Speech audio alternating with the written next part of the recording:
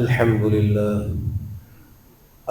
لله نحمده ونستعينه ونستغفره ونؤمن به ونتوكل عليه ونعوذ بالله من شرور أنفسنا ومن سيئات أعمالنا من يهده الله فلا مضل له ومن يضلله فلا هادي له ونشهد أن لا إله إلا الله وحده لا شريك له ونشهد أن سيدنا وحبيبنا ومولانا محمدا عبده ورسوله صلى الله تعالى عليه وعلى آله وصحبه وأزواجه وذريته وبارك وسلم تسليما كثيرا أما بعد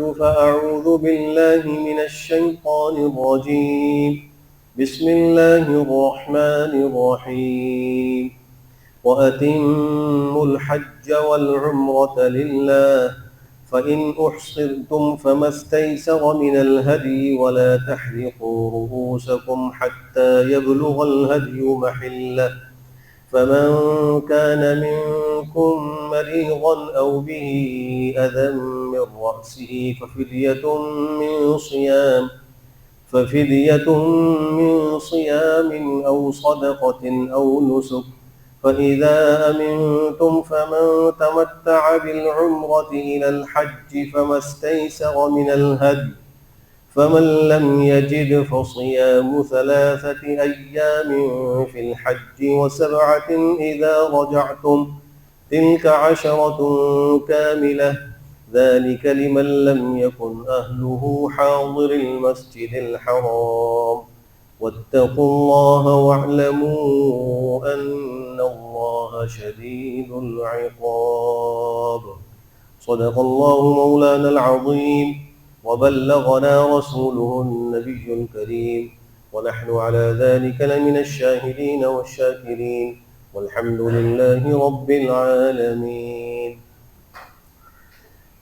اللہ سبحانہ و تعالیٰ نے انسانوں کو عبادت کے لیے پیدا کیا ہے۔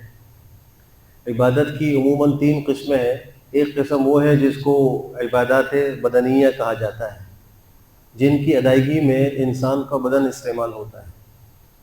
دوسری قسم عبادات کی وہ ہیں جن کو عبادات مالیہ کہا جاتا ہے، جن کی ادائیگی میں انسان کا مال خرچ ہوتا ہے۔ اور تیسری قسم کی عبادات وہ ہیں کہ جن کے اندر انسان اپنے بدن کو بھی استعمال کرتا ہے اور اپنے مال کو بھی استعمال کرتا ہے، ان کو عبادات بدنیہ اور مالیہ کہا جاتا ہے۔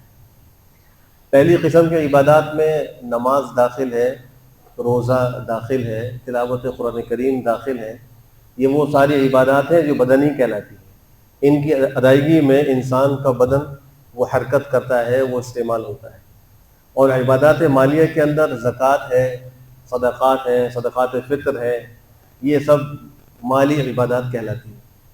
اور وہ عبادت جس کے اندر دونوں ہی کا استعمال ہو، جس کو عبادت بدنیہ اور مالیہ کہا جاتا ہے، وہ حج کی عبادت۔ حج کے اندر انسان کا مال بھی خرچ ہوتا ہے اور انسان کو مشقت بھی برداشت کرنی پڑتی ہے، اس کا جسم بھی اس عبادت کی ادائیگی میں استعمال ہوتا ہے۔ پھر یہ جو حج ہے، یہ اللہ نے اس کو ایک بہت عاشقانہ عبادت بنایا ہے۔ اس کے فلسفے کے اندر اور اس کی مصلحت و حکمت کے اندر غور کرنے کی ضرورت۔ زندگی بھر میں ایک دفعہ یہ فرض ہوتا ہے اور ایک دفعہ ادا کرنے سے فرضیت ساقط ہو جاتی ہے۔ اس کے بعد جب بھی اس عبادت کو ادا کیا جائے گا وہ نفل ہوگی، وہ فرض نہیں ہوگا۔ اس لیے اس کو اچھی طرح سمجھنے کی ضرورت ہے اور اس کی جو مصلحتیں ہیں، اس کے جو فوائد ہیں، ان کو بھی سامنے رکھنے کی ضرورت ہے، تاکہ ہمیں اس حج فرض سے وہ سارے فائدے حاصل ہو جائیں جو شریعت چاہتی ہے کہ عبادت کرنے والوں کو حاصل ہوں۔ اللہ سبحانہ و تعالیٰ نے انسانوں کی فطرت کی رعایت رکھی ہے عبادات کے اندر۔ انسانی فطرت یہ ہے کہ اس کو جب کسی سے محبت ہو تو وہ اس سے بار بار ملنا چاہتا ہے، اس سے لپٹنا چاہتا ہے اور اس کو چومنا چاہتا ہے، چھونا چاہتا ہے۔ یہ انسان کی ایک فطرت۔ بحیثیت مسلمان ہر شخص اللہ کی محبت کا دعویدار ہے، اللہ کے نبی صلی اللہ علیہ وآلہ وسلم کی محبت کا اس کے دل میں ایک داعیہ موجود ہے، ہونا بھی چاہیے۔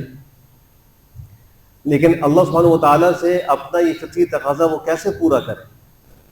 اس لیے کہ اس کی اللہ سے ملاقات نہیں ہو رہی، اللہ کو وہ دیکھ نہیں پا رہا، تو اللہ سبحانہ وتعالیٰ نے اس کی اس فطری تقاضے کی رعایت اس طرح فرمائی کہ اس کے اوپر حج کو فرض کر کے اس کو اپنے گھر بلوایا کہ اگر تم کو ہم سے ملنے کی چاہت ہے تو ہمارے گھر کا طواف کرو، تم کو اگر ہم سے لپٹنے کی چاہت ہے تو ہمارے بیت اللہ کے ملتزم کے حصے پر چمٹ جاؤ، اگر تم کو چھونے کی چاہت ہو تو رکن یمانی کو ہاتھ لگا دو، چومنے کی چاہت ہو حجر اسود کو بوسہ دے دو۔ یہ انسان کی وہ فطری جو رعایتیں ہیں، اس کے دل میں جو تقاضے پیدا ہو رہے ہیں، ان کو پورا کیا جائے، اس لیے اس کو عاشقانہ عبادت کہا جاتا ہے۔ اور یہی وجہ ہے کہ جب کوئی شخص اس عاشقانہ عبادت کو ادا کرنے کے لیے گھر سے نکلتا ہے تو سب سے پہلے اپنے سلے ہوئے کپڑوں کو اتار کر 2 سفید چادروں کو زیب تن کرتا ہے، چاہے وہ کوئی بادشاہ ہو، چاہے کوئی وزیر ہو، چاہے کوئی امیر ہو یا غریب ہو، اس کو یہ کام کرنا ہی پڑتا ہے، اور ساری دنیاوی حیثیتیں ختم ہو جاتی ہیں، سارے عہدے اور ان کی حیثیتیں احرام کی چادر پہننے کے بعد ختم ہو گئی۔ اب جو بھی احرام مان کر جائے گا تو اس کو وہاں اللہ کے دربار میں حاضری دینی ہوگی، وہاں طواف کرنا ہوگا، اور طواف کرنے کے لیے اس کو عام لوگوں کے ساتھ شامل ہو کر ہی طواف کرنا ہوگا، اور جو طریقہ ہے اس کے مطابق ہی کرنا ہوگا۔ پھر وہ احرام کی چادر پہن کر تلبیہ کی آواز بلند کرتا ہے، لبیک اللہم لبیک، لبیک لا شریک لک لبیک، ان الحمد والنعمت لک والملک لا شریک لک۔ بہت سے لوگ یہ سمجھتے ہیں کہ احرام کی 2 چادریں پہننے سے انسان محرم بن جاتا ہے، جبکہ واقعہ اس طرح نہیں ہے۔ احرام 2 چادریں پہننے کا نام نہیں، بلکہ احرام 2 چادروں کے پہننے کے بعد نیت کے ساتھ تلبیہ پڑھنے کا نام ہے۔ اگر ایک آدمی 2 چادریں پہن لے اور نیت نہ کرے، تلبیہ نہ پڑھے، تو محرم نہیں ہوتا، اور اگر وہ 2 چادریں نہ پہنے، سلا ہوا لباس پہننے کی حالت ہی میں وہ نیت کر کے تلبیہ پڑھ لے تو بھی محرم ہو جاتا ہے، البتہ اس کو احرام کی حالت میں سلا ہوا کپڑا پہننے کی جنایت کی وجہ سے کچھ کفارہ دینا ہوگا، اس کی مختلف صورتیں ہوں گی۔ تو اس کا مطلب یہ ہوا کہ نیت اور تلبیہ سے انسان اصل محرم بنتا ہے، اور اس کو محرم اس لیے کہتے ہیں کہ وہ اپنے اوپر بہت سی وہ چیزیں جو پہلے حلال تھی وہ حرام کر لیتا ہے۔ مثلا پہلے اس کے لیے سلا ہوا کپڑا پہننا حلال تھا، اب اس کو حرام کر لیتا ہے۔ پہلے اس کے لیے خوشبو لگانا حلال تھا، اب اس کو حرام کر لیتا ہے۔ پہلے اس کے لیے اپنے جسم کے بالوں کو کاٹنا حلال تھا، اب اس کو حرام کر لیتا ہے۔ پہلے اس کو زن و شوئی کا تعلق قائم کرنے کی اجازت تھی، اب جب وہ نیت کر کے تلبیہ پڑھتا ہے تو اس کو منع کر دیا جاتا ہے، اب تم تعلق قائم نہیں کر سکتے جب تک تم احرام کی حالت میں۔ پھر جب وہ لبیک اللہم لبیک پڑھ رہا ہے تو اس کا مطلب وہ یہ کہہ رہا ہے کہ اے اللہ میں حاضر ہوں۔ کہاں حاضر ہوں؟ کس کی دعوت پر حاضر ہوں؟ تلبیہ پڑھنے والوں کو یہ بات بھی سوچنی چاہیے۔ قرآن کریم اللہ فرماتے ہیں وَأَذِّن فِي النَّاسِ بِالْحَجِّ يَأْتُوكَ رِجَالًا وَعَلَىٰ كُلِّ ضَامِرٍ يَأْتِينَ مِنْ كُلِّ فَجٍّ عَمِيقٍ۔ جب حضرت ابراہیم علیہ السلام نے جو بانی کعبہ ہیں خانہ کعبہ کی تعمیر کر دی، اللہ کی بارگاہ میں سوال کیا کہ اللہ میں نے آپ کے حکم پر آپ کا گھر بنا دیا، اب اس کا طواف کرنے کے لیے کون آئے گا؟ یہاں عبادت کرنے کے لیے کون آئے گا؟ اس لیے کہ آبادی نہیں، مکہ مکرمہ تو ابھی نیا آباد ہو رہا تھا، وہاں تو انسانی آبادی ابھی تک نہیں پہنچی تھی اور دیگر تعمیرات نہیں ہوئی تھی۔ تو اللہ نے فرمایا کہ ابراہیم تم اعلان کرو، وَأَذِّن فِي النَّاسِ بِالْحَجِّ، لوگوں کو حج کا اعلان کرو، لوگوں کو بلاؤ، حج کے لیے بلاؤ۔ وہ ہر سواری پر پیادہ دور دراز کے علاقوں سے، اطراف عالم سے یہاں تمہاری پکار سن کر آ جائیں گے۔ تو لبیک اللہم لبیک پڑھنے والا حضرت ابراہیم کی اس پکار پر لبیک کہہ رہا ہے، میں حاضر ہوں۔ آپ نے اللہ کے لیے حج کرنے کے لیے بلایا ہے تو اے اللہ میں حاضر ہو رہا ہوں، اس پکار پر لبیک کہتا ہے وہ میں حاضر ہو رہا ہوں۔ تو عادت کے مطابق تلبیہ کو نہ پڑھا جائے، اس کی حقیقت کو سمجھتے ہوئے، اس کے معنی پر غور کرتے ہوئے اس کو پڑھا جائے اور بار بار کثرت سے پڑھا جائے۔ عموماً محرم اور حاجی یہ غلطی کرتے ہیں یا وہ یہ غفلت کرتے ہیں کہ وہ احرام باندھنے کے بعد تلبیہ کثرت سے نہیں پڑھتے، یا اونچی آواز سے مرد نہیں پڑھ رہے ہوتے، بہت کم لوگ ہیں جو پڑھ رہے ہوتے ہیں، آپس میں گفتگو میں زیادہ مصروف ہوتے ہیں، دیگر دنیاوی امور میں زیادہ مصروف ہوتے ہیں، اس وجہ سے ان کو بسا اوقات اپنے احرام ہونے کا خیال بھی نہیں رہتا اور وہ احرام کی جنایات کے مرتکب ہو بیٹھتے ہیں۔ اگر بار بار کثرت سے تلبیہ پڑھتے رہیں تو ان کو یاد دہانی بھی رہے گی کہ میں احرام میں ہوں، میں احرام کی حالت میں، میرے لیے کچھ چیزیں منع ہیں، مجھے ان کی رعایت کرنی ہے، میں نے سر نہیں ڈھانکنا، سلنگو کپڑا نہیں پہننا، خوشبو نہیں لگانی، یہ ساری چیزیں وہ محسوس کرتا رہے گا۔ لیکن اگر تلبیہ نہیں پڑے گا تو کچھ دیر کے بعد اپنے آپ کو ایک عام آدمی کی طرح محسوس کر کے وہ وقت گزار رہا ہوگا، کیونکہ حج کے لیے اس کو ایک لمبا وقت اسی احرام کی حالت میں گزارنا ہوتا ہے۔ عمرے کے لیے تو زیادہ وقت نہیں گزارنا ہوتا، لیکن حج کے لیے اس کو کئی دن احرام میں گزارنے ہوتے ہیں، تو اس کو اس کا اہتمام کرنا چاہیے کہ وہ کثرت سے تلبیہ پڑھے۔ اس تلبیہ پر اس کو اللہ کے ہاں اجر و ثواب مل رہا ہوتا ہے، اس کے نامہ اعمال میں نیکیاں درج ہو رہی ہوتی ہیں اور اس کو عبادت کا ثواب مل رہا ہوتا ہے۔ تو کثرت سے تلبیہ کا اہتمام حاجیوں کو اور عمرہ کرنے والوں کو کرنا چاہیے۔ پھر جب وہ نیت کرے گا تو اس نیت میں حج کی کس قسم کی نیت کر رہا ہے اس کو یہ جاننا بھی ضروری ہے، اس لیے کہ حج کی 3 قسمیں ہیں، ایک حج قران ہے، ایک حج تمتع ہے، ایک حج افراد ہے۔ حج قران کہتے ہیں کہ حج اور عمرے دونوں کا اکٹھے احرام باندھنے کی نیت ہے، جس کی دعا یہ نیت کے الفاظ یوں کہتا ہے: اللہم انی ارید العمرۃ والحج فیسرہما لی وتقبلہما منی۔ اے اللہ، میں آپ کو راضی کرنے کے لیے عمرے اور حج دونوں کا احرام باندھ رہا ہوں، ان دونوں کو میرے لیے آسان کر دیجیے اور ان دونوں کو میری طرف سے قبول کر لیجیے۔ اگر عربی میں نہیں کہہ سکتا تو وہ اردو میں کہیں کہ اللہ میں حج اور عمرے دونوں کا احرام باندھتا ہوں۔ تو جو شخص یہ نیت کرے گا اس کو کہیں گے قارن، اور اس کے اس حج کو حج قران کہا جاتا ہے۔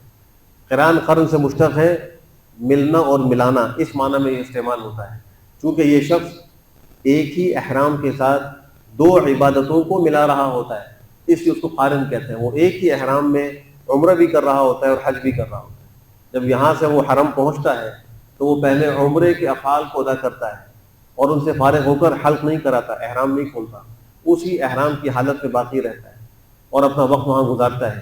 جب 8 ذو الحجہ کو حاجی اپنے حج کے ارکان کو اور افعال کو ادا کرنا شروع کرتے ہیں تو پھر وہ ان کے ساتھ حج کے لیے روانہ ہو جاتا ہے۔ یہ حج قران ہے جو علماء حنفیہ کے نزدیک سب سے افضل ہے، اس لیے کہ روایتوں میں یہ آتا ہے کہ نبی کریم صلی اللہ علیہ وآلہ وسلم نے ہجرت کے بعد ایک ہی حج فرمایا اور وہ بعض روایات کے مطابق حج قران تھا، اس لیے اس کو سب سے افضل قرار ہے۔ اور پھر اس میں مشقت بھی زیادہ ہے دیگر قسموں کی بنسبت، اس لیے کہ احرام میں ایک لمبا وقت گزارنا ہے، احرام کی پابندیوں کا خیال رکھنا ہے، تو اس میں ثواب بھی زیادہ ہے۔ جتنی قربانی ہوتی ہے اتنی ہی اللہ کی طرف سے مہربانی ہوتی ہے، جتنا انسان مجاہدہ اور مشقت برداشت کرتا ہے اتنا ہی اللہ کی طرف سے اس کو اجر و ثواب بھی دیا جاتا ہے۔ دوسری قسم حج تمتع ہے۔ عموماً حاجی یہی حج کر رہے ہوتے ہیں، حج قران کرنے والے کم ہوتے ہیں، اور وہ لوگ حج قران کر سکتے ہیں جو بالکل حج کے ایام شروع ہونے کے قریب سفر کر کے وہاں پہنچ رہے ہیں۔ جو پہلے پہنچ رہے ہوں، جیسے کہ آج کل حاجی پہنچ رہے ہیں، ان کے لیے حج قران ایک مشکل کام ہے، اس لیے کہ ان کو بہت لمبا عرصہ احرام ہی میں گزارنا ہوگا، جس میں ان سے غلطیاں بھی ہو سکتی ہیں۔ لیکن جو بالکل حج شروع ہونے سے قریب پہنچے، آخری فلائٹوں کے اندر پہنچے، تو وہ لوگ حج قران کر سکتے ہیں۔ یا وہاں کے مقامی اگر لوگ ہیں جو اسی ملک کے ہیں لیکن مکہ اور حرم کے رہنے والے نہیں ہیں، تو پھر ان کے لیے بھی اس کی اجازت ہے کہ وہ حج کے قریب آ کر حج قران کر لیں۔ لیکن جو خود وہاں مکہ کے رہائشی ہوں ان کے لیے حج قران اور تمتع یہ مناسب نہیں ہے، وہ حج افراد کریں، اس لیے کہ قرآن کریم اللہ فرماتے ہیں ذَلِكَ لِمَن لَّمْ يَكُنْ أَهْلُهُ حَاضِرِ الْمَسْجِدِ الْحَرَامِ۔ یہ تمتع اور قران ان لوگوں کے لیے ہے کہ جن کے گھر والے وہاں کے باشندے نہ ہوں، وہاں کے رہائشی نہ ہوں، یہ ان کے لیے، وہ یہ آفاقی لوگوں کے لیے جو باہر سے آ رہے ہیں۔ البتہ سعودیہ کے اندر دیگر شہروں کے رہنے والے وہ بھی آفاقی شمار ہوں گے، چونکہ وہ حرم کے باہر سے آ رہے ہیں، حج کرنے کے لیے آ رہے ہیں، اور ایسے ہی دیگر ملکوں سے جو آ رہے ہیں وہ بھی آفاقی شمار ہوتے ہیں، تو وہ دونوں قسم کے حضرات حج قران کر سکتے ہیں، حج تمتع کر سکتے ہیں۔ بہرحال دوسری قسم حج تمتع ہے، جس کے اندر حاجی اولاً عمرے کا احرام باندھتا ہے، حج کی نیت نہیں کرتا، اور حرم پہنچ کر عمرے کے افعال کو ادا کر کے حلال ہو جاتا ہے، حلق کرا لیتا ہے یا قصر کرا لیتا ہے، احرام اتار لیتا ہے، اور پھر جب 8 ذو الحجہ آتی ہے تو وہ حج کی نیت سے دوبارہ احرام وہاں پر پہنتا ہے۔ تو ایسے شخص کو متمتع کہا جاتا ہے، اور اس قسم کے حج کو حج تمتع کہا جاتا ہے۔ تمتع کا معنی فائدہ اٹھانا۔ یہ شخص بھی ایک سفر میں چونکہ دو عبادتوں سے فائدہ اٹھا رہا ہے، اس لیے اس کے اس فعل کو، اس قسم کو تمتع کہتے ہیں، اور ایسے کرنے والے کو متمتع کہا جاتا ہے۔ یہاں یہ بھی یاد رکھیے کہ تمتع اور قران جو کرنے والے ہیں ان پر ایک دم الگ سے لازم ہوتا ہے جس کو دم شکر کہتے ہیں۔ یہ کوئی جنایت نہیں ہے بلکہ شکرانے پر کہ اللہ آپ کا شکر کہ آپ نے مجھے توفیق دی کہ میں نے اس سفر میں دو عبادتوں کو جمع کر لیا ہے، ایک احرام کے ساتھ یا دو احرام کے ساتھ، دونوں ہی صورتیں اس میں شامل ہیں۔ تو اللہ کا شکر ادا کرنے کے لیے وہ ایک دم قربان کرتا ہے۔ اس کو تمتع کی قربانی یا اس کو قران کی قربانی یا دم تمتع یا دم قران کہہ دیا جاتا ہے، یہ اس شخص کے لیے کرنا ضروری ہے اور حدود حرم میں کرنا ضروری ہے۔ جو دم تمتع یا دم قران ہے اس کا وہاں کرنا ضروری ہے۔ جو عام قربانی ہے اگر کسی حاجی کے اوپر لازم ہوتی ہے اور وہ ایام قربانی میں مسافر نہیں ہے، اس پر قربانی کا وجوب ہے، تو وہ جہاں چاہے قربانی ادا کر لے، اس کو اجازت ہے، حرم میں کرے، اپنے علاقے میں کرے، کسی اور ملک میں کرے، اس کو ہر طرح کی اجازت ہوگی۔ لیکن قران اور تمتع کرنے والوں کو جو دم دینا ہوگا وہ دم تمتع دم قران حدود حرم کے اندر ہی دینا ہوگا، اس کے باہر وہ ادا نہیں ہوگا۔ تو تمتع جو کرنے والے ہوں گے وہ پہلے عمرے کا احرام باندھ کر یہاں سے جائیں گے، عمرہ کر لیں گے، فارغ ہو کر پھر وہیں رہیں گے، عبادات میں مصروف رہیں گے، دیگر افعال میں لگے رہیں گے، اور حج کے جب ایام شروع ہو تو اس میں وہ حج کا احرام باندھ کر حج ادا کریں گے۔ یہ متمتع کہلاتا ہے۔ تیسری قسم ہے جس کو حج افراد کہتے ہیں۔ حج افراد کرنے والا صرف حج کا احرام باندھتا ہے اور اس سفر میں صرف حج کرتا ہے، عمرہ نہیں کرتا۔ تو وہ احرام باندھ کر یوں کہتا ہے اللہم انی ارید الحج فیسرہ لی وتقبلہ منی۔ تمتع کرنے والا یوں کہے گا اللہم انی ارید العمرہ فیسرہا لی وتقبلہا منی، اے اللہ میں عمرے کا احرام باندھتا ہوں، اس کو میرے لیے آسان کر دیجیے، قبول کر لیجیے۔ افراد کرنے والا کہے گا اے اللہ میں حج کا احرام باندھ رہا ہوں، اس کو میرے لیے آسان کر دیجیے اور اس کو میری طرف سے قبول کر لیجیے۔ یہ شخص اس سفر میں حج سے پہلے عمرہ نہیں کرتا اور حج کر کے واپس آ جاتا ہے، اس کو حج افراد کہتے ہیں۔ اس کے لیے دم دینا واجب نہیں ہے، البتہ مستحب ہے۔ اس کو مفرد کہتے ہیں، حج افراد کرنے والا مفرد ہے۔ مفرد اگر وہاں قربانی ایک دے دے دم شکرانے کے طور پر تو مستحب ہے، اس کے لیے ضروری نہیں۔ اب جب حاجی نے یہاں سے احرام باندھ لیا، احرام کی پابندی شروع ہو گئی اور وہ وہاں جا رہا ہے، تو جو احرام کی جنایات ہیں ان کو اچھی طرح پڑھ لے اور سمجھ لے کہ میں نے کیا کام احرام کے حالت میں نہیں کرنا، اور بار بار ان کا مذاکرہ کرتا رہے تاکہ اس کا احرام خراب نہ ہو۔ وہاں پہنچنے کے بعد اس کو پہلا کام یہ کرنا ہوگا کہ اپنا سامان اپنی رہائشگاہ پر رکھ کر اس کو حرم میں طواف کے لیے حاضر ہونا ہوگا۔ جب وہ حرم میں طواف کے لیے حاضر ہوگا تو چونکہ مسجد الحرام ایک مسجد ہے، اس میں داخل ہوتے وقت جو مسجد کی سنتیں ہیں ان کو ادا کرنے کا اہتمام کرنا چاہیے۔ بہت سے لوگ جلد بازی میں یا خانہ کعبے کے دیکھنے کے شوق میں یا آپس کی گفتگو میں لگنے کی وجہ سے مسجد میں داخل ہونے کی جو سنتیں ہیں ان کو ادا نہیں کر پاتے، بلکہ ان کو اندازہ بھی نہیں ہوتا کہ مسجد کی حدود کہاں سے شروع ہو رہی ہیں، حالانکہ وہاں بورڈ لگے ہوئے ہیں کہ یہاں مسجد کی حدود یہاں سے شروع ہو رہی ہیں، اور وہاں مسجد میں داخل ہونے کی دعا بھی لکھی ہوئی ہے اس بورڈ پر۔ اس کو بآسانی دیکھ کر وہ محسوس کر سکتا ہے کہ اب میں مسجد میں داخل ہو رہا ہوں، تو سیدھے پیر سے داخل ہوں اور دعا پڑھے، درود شریف پڑھے اور اعتکاف کی نیت بھی کرے، جو مسجد کی سنتیں ہیں ان سب کو وہ ادا کریں۔ عام طور پر بھی مسجد میں آتے وقت اس کا اہتمام کرنا چاہیے۔ ہم عموماً دیکھتے ہیں کہ نمازی اس کا خیال نہیں کرتے۔ میں تو اکثر گزرتے ہوئے جب نمازی نکل رہے ہوتے ہیں دیکھتا ہوں وہ سیدھے پیر سے باہر نکل جائے، حالانکہ مسجد میں داخل ہوتے وقت سیدھا پیر داخل کرنا چاہیے، نکلتے وقت الٹے پیر سے باہر نکلنا چاہیے۔ اور شاید بہت سے لوگ جانتے بھی نہیں ہوں گے کہ ہماری اس مسجد کی حدود کہاں سے شروع ہو رہی ہیں۔ یہی وجہ ہے کہ ان سے غلطی ہو جاتی ہے۔ بہت سے لوگ ان سیڑھیوں کو مسجد کی حدود میں داخل سمجھتے ہیں، حالانکہ میری معلومات کے مطابق یہ سیڑھیاں مسجد کی حدود سے باہر ہیں۔ اوپر جو فرش ماربل کا شروع ہو رہا ہے براؤن رنگ کا، پوری مسجد کا جو صحن ہے چاروں طرف، یہ مسجد کی حدود ہیں، اور اس پر جو جالیاں لگی ہوئی ہیں یہ اس کی علامت ہے۔ جو جالیاں لگی ہوئی ہیں یہ ساری مسجد کی حدود ہیں۔ کہ آپ کسی بھی گیٹ سے داخل ہوں تو اس کا ضرور خیال کریں کہ داخل ہوتے وقت سیدھے پیر سے داخل ہو، نکلتے وقت الٹے پیر سے باہر نکلیں، اور پھر درود شریف بھی پڑھیں، دعا پڑھیں اللہم افتح لی ابواب رحمتک، نکلتے وقت دعا پڑھیں اللہم انی اسألک من فضلک۔ اللہ سے یہ دعائیں کرنی چاہیے، اس کے اندر اللہ نے بڑے فضائل رکھے۔ اور مسجد حرام میں بالخصوص، مسجد نبوی میں بالخصوص ان کا اہتمام کرنا چاہیے۔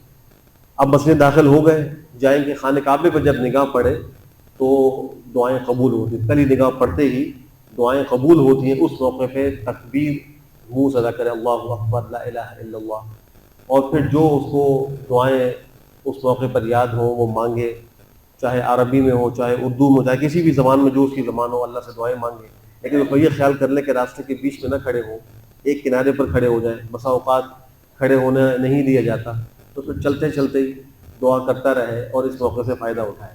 اب جب طواف شروع کرنا ہوگا تو طواف سے پہلے ایک استقبال ہوتا ہے، ایک استلام ہوتا ہے۔ بہت سے لوگ اس میں فرق نہیں کرتے، خانہ کعبہ کو دیکھ کر پہلے ہی سے ہاتھ اٹھا لیتے ہیں، اس کو علماء نے بدعت لکھا ہے۔ خانہ کعبے کو دیکھ کر اپنے ہاتھوں کو اٹھا کر استقبال کرنا یہ بدعت ہے۔ ہاتھ اٹھانے کے لیے ایک مخصوص مقام ہے، وہاں آپ کو پہنچنا ہوگا، اور وہ ہے حجر اسود کے تھوڑا سا ایک سائڈ پر، اس طرح کہ اگر آپ حجر اسود کے سامنے کھڑے ہوں تو آپ کا جو سیدھا کندھا ہے یہ حجر اسود کے اس کنارے کے قریب ہو، یعنی بالکل حجر اسود کے سامنے بھی نہ ہو، تھوڑا سائڈ پر ہو، زیادہ دور بھی نہ ہو، اندازے سے وہاں کھڑے ہو جائیں، اور جیسے نماز کے لیے ہاتھ اٹھاتے ہیں ایسے ہاتھ اٹھائیں۔ تکبیر تحریمہ میں جیسے ہم کان تک ہاتھ اٹھاتے ہیں اس طرح ہاتھ اٹھائیں، اور اس وقت ہے اللہ اکبر، بسم اللہ اللہ اکبر وللہ الحمد، یہ تکبیر بلند کریں، اور پھر ہاتھوں کو نیچے چھوڑ دیں۔ اور اس کی ایک مصنون دعا بھی کتابوں میں لکھی ہوئی ہے، وہ اگر یاد ہے تو وہ دعا بھی پڑھ لیں، یا اس کا اردو میں ترجمہ پڑھ لیں۔ کوشش کر کے جو معصور دعائیں ہیں، جو حدیث میں منقول ہیں، ان کو زبانی یاد کریں، تاکہ موقع موقع پر ان کو پڑھنا آسان ہو، کہ نبی کریم صلی اللہ علیہ وسلم کی زبان مبارک سے جو دعائیں نکلی ہیں، جو الفاظ نکلے ہیں، اس کی جو تاثیر ہوگی وہ میرے اور آپ کے الفاظ کی تاثیر نہیں ہو سکتی۔ یا قرآن کریم کی جو دعائیں ہیں، جو قرآن کریم کے حروف اور الفاظ کی تاثیر ہے، وہ مخلوق کے حروف اور الفاظ میں آ ہی نہیں سکتی۔ اس لیے ان دعاؤں کو عربی میں یاد کرنے کی کوشش کرنی چاہیے، ان کو اچھی طرح یاد بھی کرنا چاہیے، بار بار پڑھتے بھی رہنا چاہیے، تاکہ موقع پر انسان کو کوئی مشکل نہ ہو۔ بہت سے لوگ ہاتھ میں کتاب لے کر پھر وہاں دعا لے کر دیکھ کر پڑھ رہے ہوتے ہیں، یہ بھی ایک طریقہ ہے، لیکن دعا مانگنے کی چیز ہے، پڑھنے کی چیز نہیں ہے۔ اس فرق کو بھی سامنے رکھنا چاہیے۔ دعا اللہ سے مانگنی ہے۔ اب پڑھتے وقت اس نے ایک خالی بس دعا پڑھنے کی تو کوشش کر لی، اس کے مفہوم پر غور نہیں ہوا، دل ویسے متوجہ نہیں ہوا۔ حالانکہ دعا کے آداب میں یہ ہے کہ دل سے اللہ کی طرف متوجہ ہو کر پوری توجہ سے اپنی حاجات اللہ کے آگے پیش کرے، اپنی ضروریات اللہ کے آگے پیش کرے، اللہ سے دنیا آخرت کی بھلائیاں مانگے، عافیت مانگے، مغفرت مانگے، جو کچھ اس کو مانگنا ہے وہ اللہ سے مانگے۔ یہ جب ہی ہوگا کہ جب وہ دعا مانگ رہا ہوگا، اگر پڑھ رہا ہوگا تو پھر اس کو یہ سب کیفیات حاصل نہیں ہوگی۔ استقبال کرنے کے بعد پھر تھوڑا سا کھسک کر دائیں طرف ہو، اگر حجر اسود کے بالکل سامنے موجود ہے اور بوسہ دے سکتا ہے تو حجر اسود کو بوسہ دے، لیکن اگر وہ محرم ہے جیسے کہ ابھی ہم ذکر کر رہے ہیں تو اس کو خوشبو سے احتیاط ضروری ہے، تو حجر اسود کو آج کل اگر بوسہ دینے کا موقع بھی ہو تو احرام میں بوسہ نہ دے، کہ خوشبو اس کے ہاتھ پہ لگے گی یا منہ کے اوپر لگے گی تو وہ احرام کی جنایت کا مرتکب ہو۔ ایسے ہی رکن یمانی کو بھی مس نہ کرے، اور ملتزم پر بھی احرام کی حالت میں چمٹنے سے احتیاط کرے کہ وہاں پہ خوشبو لگائی جاتی ہے۔ جب لوگ طواف سے فارغ ہو جاتے ہیں تو وہاں کے جو عملے کے لوگ ہیں وہ آ کر ان مقامات کی صفائی بھی کرتے، ان پر باقاعدہ خوشبو لگاتے، تو وہاں خوشبو لگی ہوئی ہوتی ہے، اور احرام کی حالت میں خوشبو کا استعمال منع ہے۔ اور اگر وہ حجر اسود سے دور ہے اور اس کو بوسہ نہیں دے سکتا تو پھر وہ ہاتھ سے استلام کرے گا۔ نبی کریم صلی اللہ علیہ وسلم نے تو جب دور سے استلام کیا تو آپ کے ہاتھ میں ایک لکڑی تھی، آپ نے اس سے حجر اسود کو چھوا اور پھر اس کو چوما، اور پھر آپ نے آ کے طواف شروع کر دیا۔ یہ آپ نے اس طرح استلام کیا۔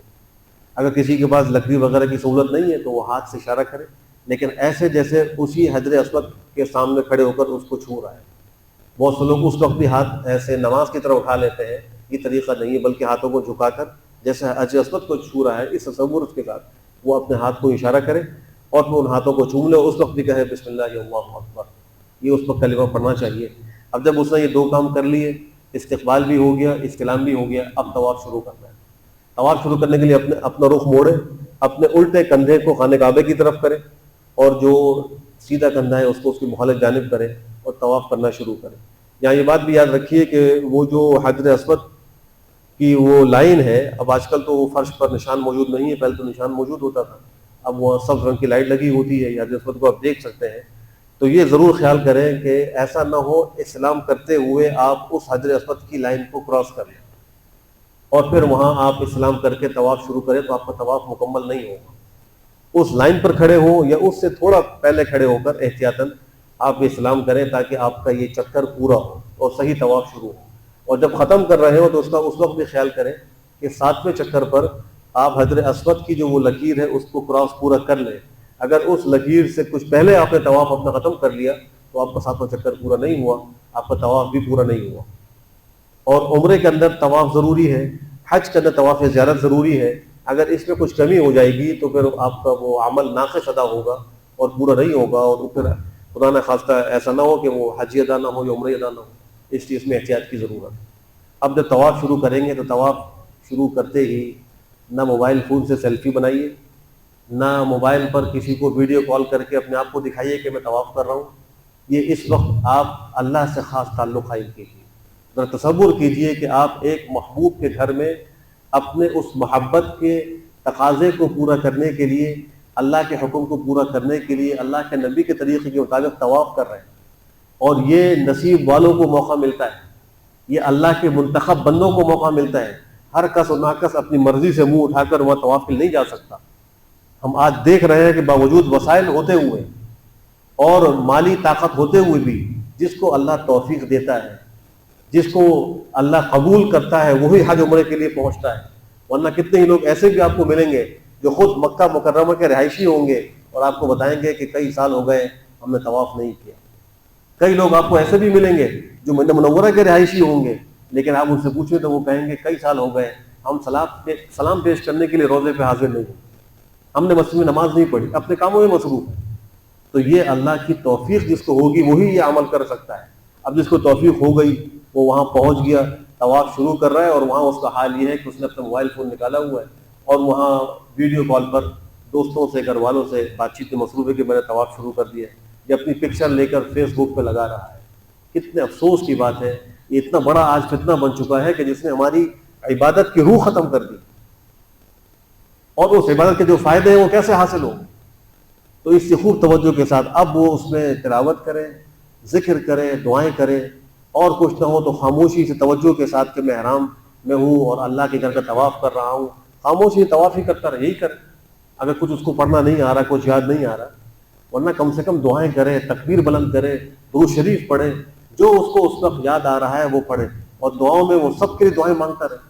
ہر چکر کی جو دعائیں ہیں ضروری نہیں کہ انہیں کو پڑھے، جو کتابوں میں پہلے چکر دوسرے چکر کی دعائیں لکھی ہوئی ہیں یہ سب مجربات میں سے ہیں، ان میں سے بہت سی دعاؤں کا سنت سے ثبوت نہیں ہے، تو اس میں مانگنے کی تو اجازت ہے، اس لیے کہ دعا کے کلمات ٹھیک اور درست ہیں، اصول کے مطابق آپ دعا مانگ سکتے ہیں، لیکن ان کو سنت سمجھ کے یا ان کا ایسا اہتمام کہ یہ نہیں کریں گے تو طواف ہی نہیں ہوگا۔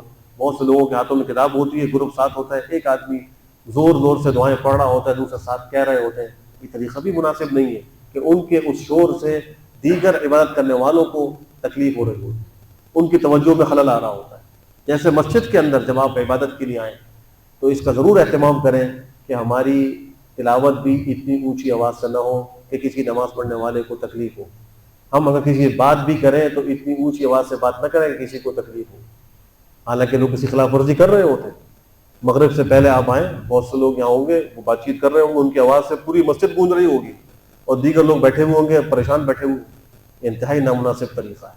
ویسے ہی ایذاء مسلم حرام ہے، اور پھر مسجد میں عبادت کرنے والوں کو تکلیف دینا یہ تو انتہائی بڑا گناہ ہے، اس میں خوب احتیاط کی ضرورت ہے۔ تو اس موقع پر بھی اپنی دل میں دعائیں مانگیں، آہستہ آہستہ دعائیں مانگیں، اونچی اونچی آواز سے پکار کے مت مانگے۔ قرآن کریم اللہ فرماتے ہیں ادعوا ربکم تضرعا وخفیہ انہ لا یحب المعتدین، اپنے پروردگار کو پکارو گڑ گڑا کر، آہستہ آہستہ، چپکے چپکے۔